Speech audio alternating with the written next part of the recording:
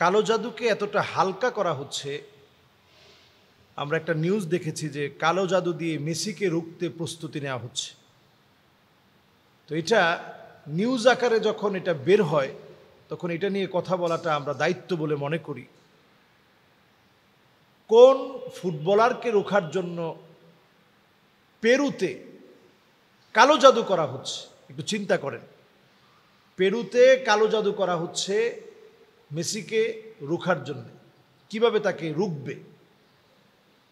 Football খেলতে গিয়ে সে যেন ইনজোর্ড হয় এবং সে যেন খেলতে না পারে, ক্ষতিগ্রস্ত হয়, এজন্য কালো জাদু করা হচ্ছে।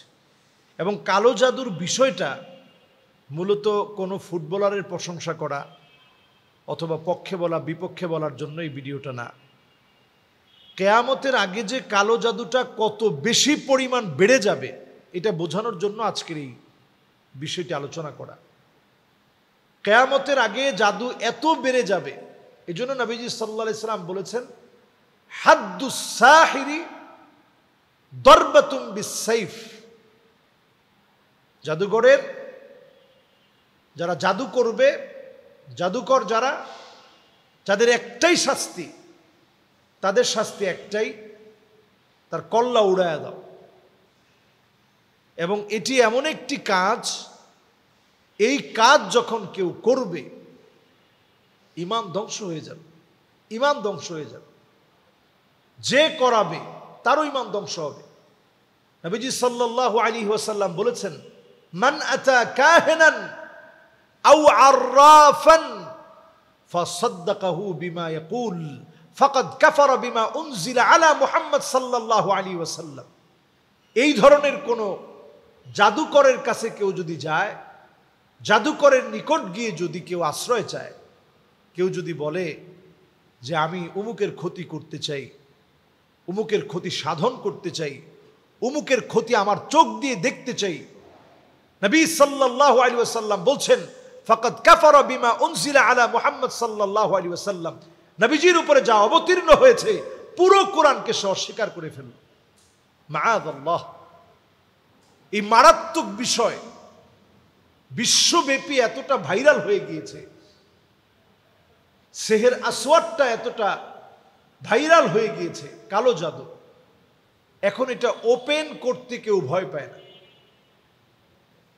পৃথিবীর নাম করা কোনো ফুটবলারের নাম নিয়েও কালো জাদু করতে কোনো ভয় কেউ এখন পায় না, এতটাই বেড়ে গিয়েছে। তার মানে শয়তানি চক্রান্ত কতটা বেড়ে গিয়েছে এটা বোঝানোর জন্য আপনাদেরকে আজকে এটা বলছি।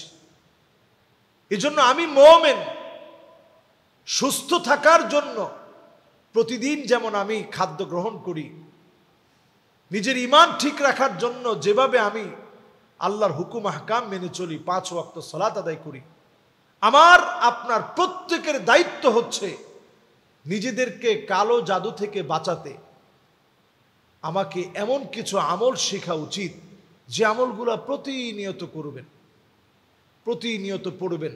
আস্তাগফিরুল্লাহ আস্তাগফিরুল্লাহ আস্তাগফিরুল্লাহ। মান লাজিমাল ইস্তিগফার জাআলাল্লাহু লাহু মিন কুল্লি দাইকিন মাখরাজা ওয়া মিন কুল্লি হাম্মিন ফারাজা ওয়া ইয়ারযুকুহু মিন হাইসু লা ইয়াহতাসিব।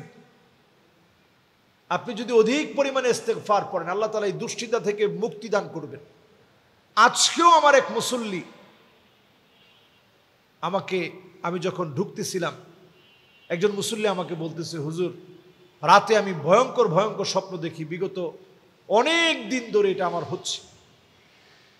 এই যে আমাদের অবস্থা এখন, আমরা প্রতিনিয়ত নানা রকমের জাদু টোনা তাবিজ এমনকি কালো জাদুর প্রভাবে পড়ছি। বাঁচার জন্যে ইস্তিগফার বেশি বেশি পড়েন, প্রতিদিন দরুদ শরীফের আমল প্রতিদিন বেশি বেশি পড়তে থাকেন। এরপর অধিক পরিমাণে লা হাওলা ওয়ালা কুওয়াতা ইল্লা বিল্লাহ বেশি বেশি পড়তে থাকেন। আর লা ইলাহা ইল্লা আনতা সুবহানাকা ইন্নী কুনতু মিনাজ জালিমিন 4 নাম্বার এই আমলটা করতে থাকেন। ফাস্তাজাবনা লাহু ওয়া নাজ্জাইনাহু মিনাল গাম ওয়া কাযালিকা নুনজিল মুমিনিন।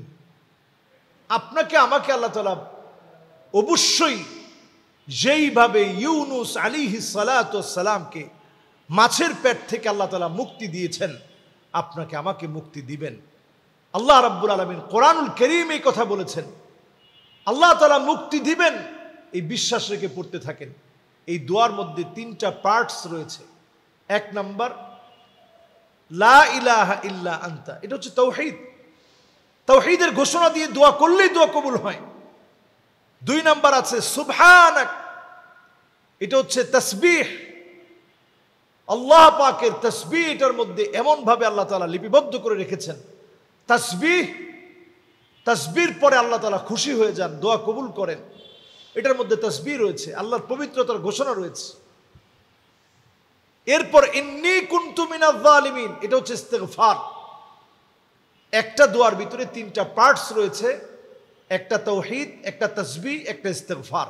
যদি একটু বুঝে আমল করেন, ফাস্তাজাবনা লাহু, যেভাবে ইউনুস আলাইহিস সালামকে কোনো বিজ্ঞান যেটা কল্পনা করতে পারে না, কিভাবে মাছের পেটে আল্লাহ তাআলা রাখলেন, আল্লাহ রাব্বুল আলামিন অবশ্যই মুমিনদেরকে মুক্তি দান করবেন।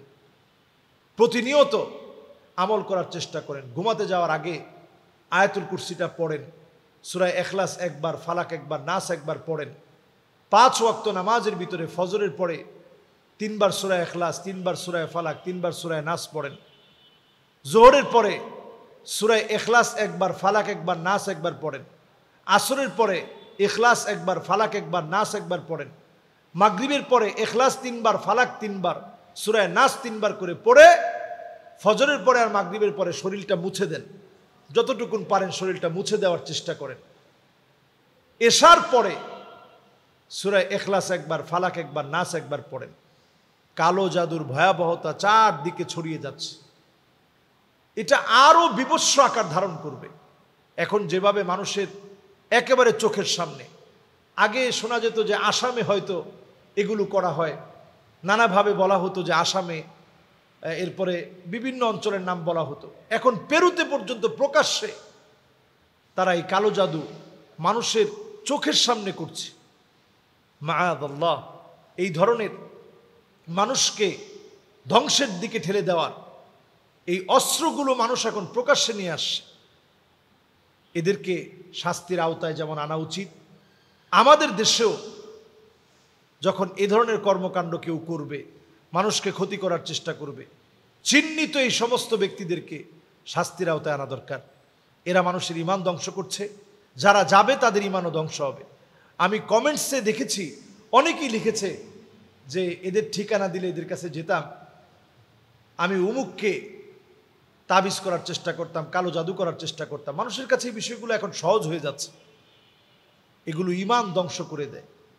যে করবে তারও ঈমান ধ্বংস, যে সহযোগিতা যে নিতে যাবে, যে এই লোকদের কাছে গিয়ে কালো জাদু করাবে, যে করবে তার যেমন ঈমান ধ্বংস হবে, যে করবে তারও ঈমান ধ্বংস হবে, যে তার কাছ থেকে সহযোগিতা নিতে যাবে তারও ঈমান ধ্বংস হবে। আল্লাহ রাব্বুল আলামিন আমাদের প্রত্যেককে এই কালো জাদুর ভয়াবহতা থেকে আল্লাহ হেফাজত করুক।